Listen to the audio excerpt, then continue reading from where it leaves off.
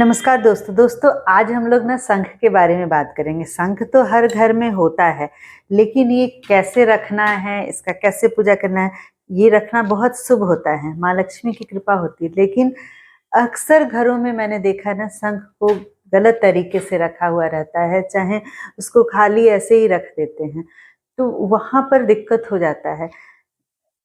शंख तो उसको प्रॉपर तरीके से रखना है। आज उसी विषय पे हम लोग बात करें। पहले तो दो तरह का शंख हम लोग रखते हैं। एक तो बजाने वाला, जिसको कि आप बजा सकते हैं, जो मिलता है वो आप बोल के लेंगे तो बजाने वाला शंख मिलेगा।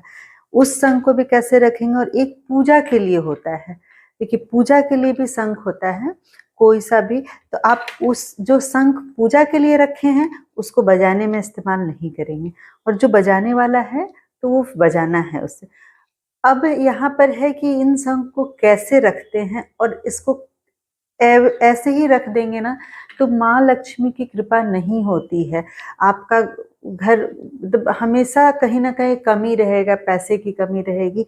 तो हम लोग आज जानेंगे कि कैसे हम लोग रखेंगे कि माँ लक्ष्मी का कृपा बना रहे, और शंख को कितना कैसे रखें। सबसे पहले तो जब बजाने वाला शंख है, उस शंख में ये देखिए जल भर के रखा जाता है।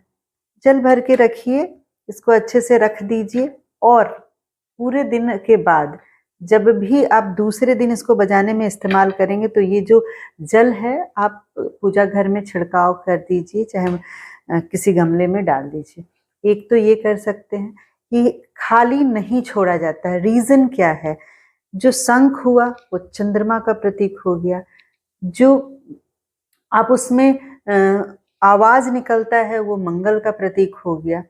तो कहीं ना कहीं, और जो हवा इसमें भरा रहता है वो आपका बुध का प्रतीक है। जो साउंड है, जो उसमें वो खाली है तो उसमें हवा, तो ये तीन प्लैनेट को हमारा ये करता है, इससे संबंधित है। तो एक तो ये मैंने बताया आपको कि जो अगर आपका ये है, आप बजाने वाला शंख ऐसा भी मिलता है, बिल्कुल ये भी ले सकते हैं। इसको रखना बहुत आसान है, इसमें जल भर के रखिए, कोई दिक्कत नहीं होता है। अब आता है कि जो पूजा में हम लोग रखते हैं शंख, वो कैसे रखें। सबसे पहले तो शंख को ऐसे ही रखना है, ऐसे पलट के नहीं रखना है। ऐसे पलट के शंख को नहीं रखते हैं, शंख को हम लोग ऐसे रखेंगे।